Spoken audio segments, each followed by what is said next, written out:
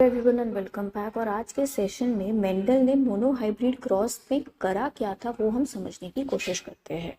तो मोनो का मतलब होता है सिंगल। तो मोनो हाइब्रिड क्रॉस में सबसे पहले तो कोई एक सिंगल कैरेक्टर को ही हम उठा के स्टडी करेंगे।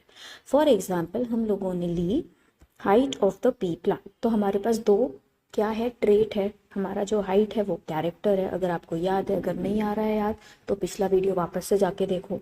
तो जो हमको यहाँ पे दो ट्रेट्स मिले दैट वाज टॉल एंड डॉफ, यानी कुछ जो प्लांट्स है वो लंबे हैं हाइट में और कुछ है जो बहुत ज़्यादा हाइट में छोटे हैं।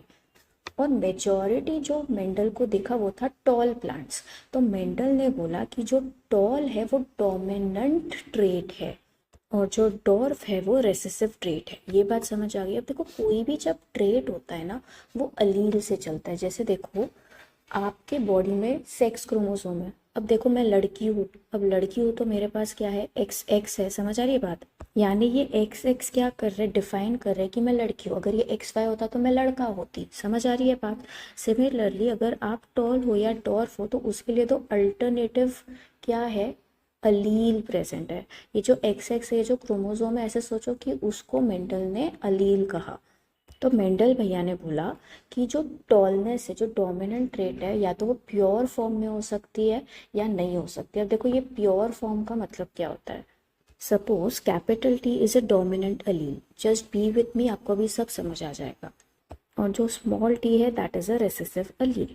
अब अगर आप प्योर टॉल हो तो आप में किस टाइप का अलील दिखेगा, तो आप में दिखेगा कैपिटल टी कैपिटल टी। अगर आप प्योर डॉर्फ हो तो आप में क्या दिखेगा, आप में दिखेगा स्मॉल टी स्मॉल टी। यहाँ तक बात समझ आई? अब बात को समझो। मैं फॉर एग्जाम्पल तुमको बहुत गंदी तरीके से चिल्ला रही हूँ और तुम बदले में रिस्पॉन्ड बैक नहीं कर पाए। इसका मतलब है मैं आप पे डोमिनेंट हो रही हूँ और आप रेसेसिव हो, इसलिए आप खुद को एक्सप्रेस नहीं कर पा रहे। सो जो अलील खुद को एक्सप्रेस कर पाएगा वो कहलाता है डोमिनेंट अलील। समझ आ रही है बात? तो अगर आपको पापा डांट रहे तो आप बदले में सपोज रिस्पॉन्ड बैक नहीं कर पा रहे हो, तो पापा कौन है, पापा है डोमिनेंट अलील और आप कौन हो, आप हो रेसेसिव अलील। इसका ये मतलब है क्या कि आप लाइफ में कभी एक्सप्रेस करोगे नहीं। अब पापा वहां से चले गए, अब तुम जोर जोर से चिल्ला रहे हो फालतू में, मेरे को डांटा, मेरी कोई गलती नहीं थी। यानी आप रेसेसिव हो, आप खुद को एक्सप्रेस कर सकते हो लेकिन आप सिर्फ अकेले हो तभी एक्सप्रेस कर पा रहे हो, या अपने जैसे किसी के साथ हो तब एक्सप्रेस कर पा रहे हो। डोमिनेंट के प्रेजेंस में आप खुद को एक्सप्रेस नहीं कर पाते। तो रेसेसिव अलील क्या हुआ, allele that is able to express itself in the presence of similar other allele। यानी जब दोनों स्मॉल टी साथ होंगे तो ही प्लांट डॉर्फ कहलाएगा। करेक्ट? समझ आ रही है? तो ही वो खुद को एक्सप्रेस कर पाएगा। तो देखो मेंडल का ना एक रूल था। मेंडल ने जब भी क्रॉसिंग करी यानी माँ बाप को साथ लाके बच्चा पैदा करवाया, उसने हमेशा प्योर पेरेंट्स ही चूज किए। तो हम क्या करेंगे, एक प्योर डोमिनेंट पेरेंट लेंगे, एक प्योर रेसेसिव, यानी एक प्योर टॉल एक प्योर डॉर्फ। तो प्योर टॉल दिखने कैसा वाला है, टॉल जैसा, यानी उसका फिजिकल अपीयरेंस क्या है, टॉल। तो बात को समझो, टॉल या डॉर्फ को हम कहेंगे फिनोटाइप। और इसको याद कैसे रखना है, P P, phenotype physical appearance physical appearance. लेकिन वही अगर उसके जेनेटिक मेकअप की बात करते हैं, यानी उसके अलील कैसे दिखते हैं, जेनेटिक मेकअप जीनोटाइप। तो यहाँ पे प्योर टॉल प्योर डॉर्फ क्या है, उसका फिनोटाइप है। उसका जीनोटाइप दिखने कैसा वाला है, तो एक रहेगा कैपिटल टी, एक रहेगा स्मॉल टी। अब आप क्या करा रहे हो, आप इनकी क्रॉसिंग करा रहे हो। अब क्रॉसिंग कराने के लिए पहले गैमेट बनाना पड़ेगा। आप सोचो मैं क्योंकि लड़की हूँ, मेरे पास सिर्फ एक्स एक्स है, तो मेरा जो हर एग है वो एक्स ही रहेगा, कोई वाई तो नहीं रह सकता, कुछ और तो नहीं रह सकता।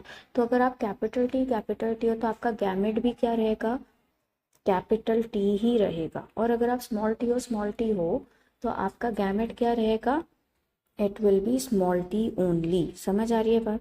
अब क्या होगा कि ये दोनों ने गैमेट दिया, यानी एग और स्पर्म बन गया जो पी प्लांट है उसकी भाषा में। तो अब जो बच्चा पैदा होगा, जो ऑफस्प्रिंग पैदा होगा, वो कुछ ऐसा दिखेगा, capital T and small T. ठीक है, तो ये पहली जनरेशन का बच्चा है। तो पहली जनरेशन को हम कहते हैं F1 जनरेशन। तो F जनरेशन में जो बच्चा पैदा हो रहा है वो टॉल दिखेगा कि डॉर्फ। देखो अगर आप और पापा साथ बैठे तो पापा ही खुद को एक्सप्रेस करेंगे, यानी डोमिनेंट खुद को एक्सप्रेस करेगा। तो यहाँ पे कैपिटल टी और स्मॉल टी साथ बैठा है तो डोमिनेंट एलील खुद को एक्सप्रेस करेगा। तो ये दिखेगा कैसा? तो जो इसका फिनोटाइप रहेगा वो टॉल रहेगा। लेकिन अगर जीनोटाइप की बात करें तो ये देखो होमोजाइगस नहीं है, ये प्योर नहीं है। ये कैपिटल टी स्मॉल टी दो अलग अलग टाइप के एलील साथ में बैठे हैं, यानी इसको हम कहेंगे हेटेरोजाइगस डोमिनेंट कंडीशन। एक्सप्रेस कौन हो रहा है? जो डोमिनेंट है। लेकिन क्या होमोजाइगस है? नहीं। अगर वो प्योर होता तो वो होमोजाइगस कहलाया जाता। क्या ये बात समझ आ रही है? तो F1 जनरेशन में हमको क्या मिल रहा है?